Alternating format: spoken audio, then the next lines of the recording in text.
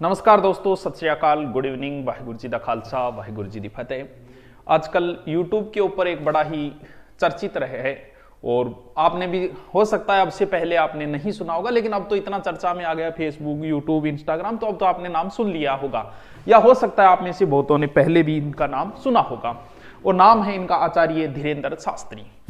मैं आपको एक एक चीज ना कि किसी का पक्ष रखते हुए ना कि विपक्ष रखते हुए आपको मैं बता रहा हूं, ये आपका निर्णय है कि कृपा है, जादू है या पाखंड है, अंधविश्वास है या हनुमान जी महाराज की कृपा, ये फैसला आपका है, ये आपको सोचना है। मैं एक अध्यापक के नाते जो बता रहा हूं, जो चीजें हैं उनको बताते हुए आपको लास्ट तक ले जाता हूं। आप लास्ट तक देखिए, फिर आपका निर्णय है, अपना निर्णय। इनका नाम है आचार्य धीरेन्द्र शास्त्री और इनके दादा का नाम है भगवान दास गर्ग और इनके पिता का नाम है राम कृपाल गर्ग। इनके राम कल्याण, ये दो भाई हैं, बड़े भाई धीरेन्द्र शास्त्री जी हैं और छोटे सालिम राम गर्ग, जैसा कि इन्होंने एक इंटरव्यू में बताया उस आधार पर। वर्तमान में ये बागेश्वर धाम के पीठाधीश्वर हैं और इनकी उम्र लगभग 26-27 या लगभग 26 साल उम्र बताते हैं इनकी। अब बात करते हैं हम बागेश्वर धाम की कि ये कहां है, क्या है। बुंदेलखंड आपने नाम सुना होगा, खजुराहो तो सुना ही सुना होगा जी के पढ़ने वालों में। ये छतरपुर एमपी के अंदर, उसी के आसपास में पड़ता है, छतरपुर एमपी के अंदर। अब यह है कि यहां किस वजह से ये प्रसिद्ध हुए, क्या इन्होंने अपने बचपन के बारे में भी बताया। धीरेन्द्र शास्त्री आचार्य, लोग इन्हें बाबा कहते, जबकि ये खुद को ये कहते मैं कोई बाबा नहीं हूं, मुझे धीरेन्द्र शास्त्री आचार्य होगी। तो इन्होंने बचपन के बारे में बताया कि बड़ी गरीबी में बचपन गुजरा है और धीरे उस समय मैं राम कथा करता था या कथा करके अपना जीवन यापन करते थे परिवार का और का, इस हिसाब से। तो इन्होंने इंटरव्यू में जब पूछा गया पत्रकार कि अब आप गाड़ियों में चलते हो, तो उन्होंने कहा कि भक्त हमें गाड़ी दे जाते हैं कि आप बैठिए कुछ दिन तक कृपा, तो हम उनकी इज्जत रखने गाड़ी रख लेते। मेरे पास वर्तमान में कोई गाड़ी नहीं है, सिर्फ एक मोटरसाइकिल है, ऐसा इन्होंने इंटरव्यू के अंदर बताया था। अब बात यह कि बागेश्वर धाम क्यों चर्चा के अंदर है।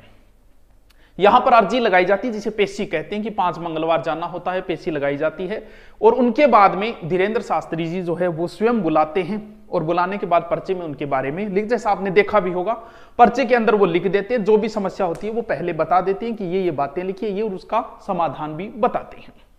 पहले इतने प्रसिद्ध नहीं थे ये, बाद में यूट्यूब की दुनिया में आए। यूट्यूब पे इनके वीडियो और कुछ चैनल भी होते हैं, जैसे टीवी वगैरह चलते हैं ना धार्मिक कथा, उन पे आने के बाद में धीरे धीरे ये प्रसिद्ध है।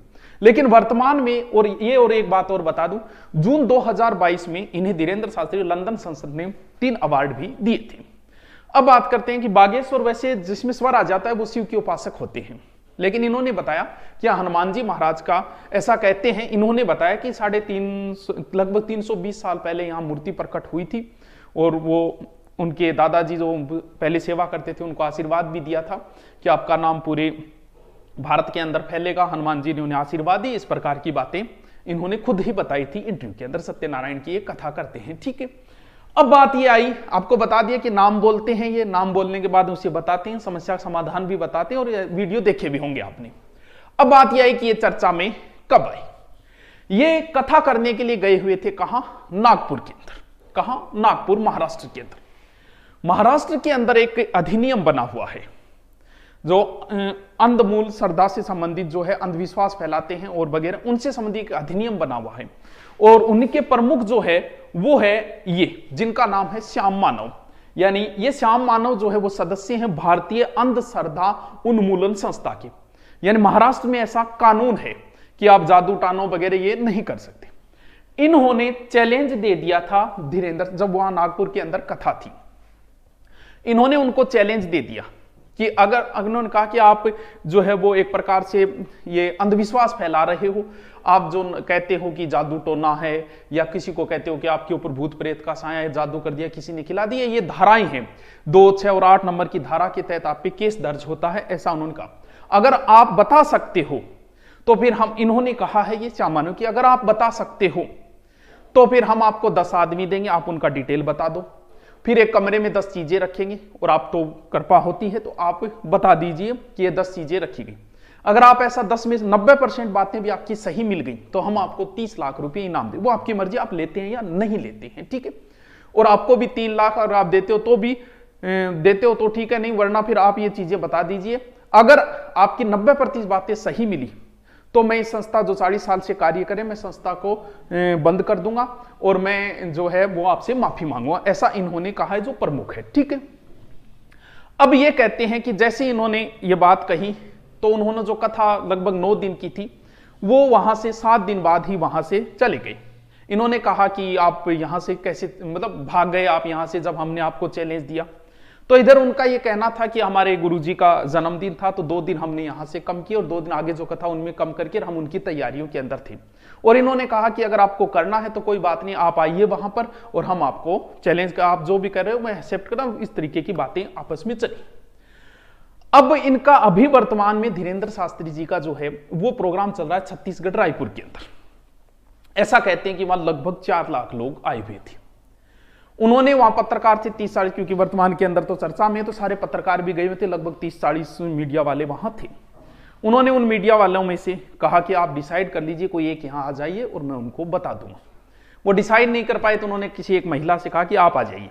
फिर उन्होंने कहा कि हो सकता है आप ये सोचिए कि पहले से तय है, आप किसी को बुला लें। वो महिला किसी महिला को ले आई तो उन्होंने बताया कि महिला इसलिए आई है और इनकी ये समस्याएं हैं। और फिर एक पत्रकार को भी बताया, भाई का नाम बताया, इस तरीके से उन्होंने बताया और कहा कि ये मैं बता दिया, लास्ट बार बता रहा हूं, मैं आगे चैलेंज स्वीकार। ये इनकी देखो, ये इनकी अपनी राय है कि वो किसी का चैलेंज स्वीकार करते हैं या नहीं करते हैं, ये इनका अपना वैचारिक मत है। ये मुद्दा बड़ा गर्मा गया। अब अलग अलग प्रकार है, कोई से अंधविश्वास कह के चलना शुरू हो गया, कोई से ये कहते हैं कि हमें बागेश्वर धाम यानी हनुमान जी महाराज की हमारे ऊपर कृपा होती है, जैसा हनुमान जी महाराज मुझे कहते हैं मैं वैसा लिख देता हूं, ऐसा है। ये तो था जो चर्चा के अंदर आए हैं, कोई इनके पक्ष में खड़ा हो गया, कोई इनके पक्ष में खड़ा। ये आपका फैसला है भी। ये कहते हैं हनुमान जी महाराज की कृपा हो रही है और ये आपको डिसाइड करना है कि क्या है क्या नहीं। ये बताते हैं पहले ही और जानकारियां देते हैं और उनका समाधान भी बताते हैं। इन्हीं चर्चा के बीच में और एक लड़की और चर्चा में आई। हो सकता है आप में से बहुत सारों ने इस लड़की को देखा भी होगा, अभी संदीप महेश्वरी के शो में भी गई थी और बहुत बड़ा इनका यूट्यूब चैनल है। इनका नाम है सुहानी सा। अभी एबीवीपी न्यूज पे ये भी चर्चा में आ गई। क्यों? क्योंकि इससे मिलता जुलता कार्य ही ये कर रही है। सुहानी सा अभी एबीवीपी पे आप जाके देख सकते हो, ये इंटरव्यू इनका अभी एबीवीपी पे कई चल रहे हैं। तो ये अभी एबीवीपी इंटरव्यू पे वहां पे इनका इंटरव्यू भी चल रहा था। इनसे पूछा गया, ये भी ऐसे ही कार्य करती, इस प्रकार से मिलती जुलती। इन्होंने ये कहा है कि ये एक कला है। ये इनके वाक्य है कि एक कला है, ये कोई कृपा नहीं है, एक कला है, एक जादू है। मैं भी ऐसा कर सकती हूं, ये गॉड गिफ्ट है एक प्रकार से। बाकी ये कला है, सीखनी पड़ती है। ये लगभग 500 से अधिक शो कर चुकी है, बहुत बड़े पुलिस अधिकारियों के भी शो कर चुकी है, सेलिब्रिटियों के साथ भी शो कर चुकी है। तो इन्होंने क्या किया कि वहां जो चल रहा था, एक महिला इनके बीपी में वो इंटरव्यू ले रही थी और सामने भी कुछ लोग बैठे हुए थे। तो इन्होंने कहा कि आप भी करके दिखाइए ऐसा। तो इन्होंने क्या किया कि अलग अलग लिए किसी एक व्यक्ति के कहा कि आप अपना फेवरेट जगह हॉलीडे वाली कि कहां जाना है वो सोच लो।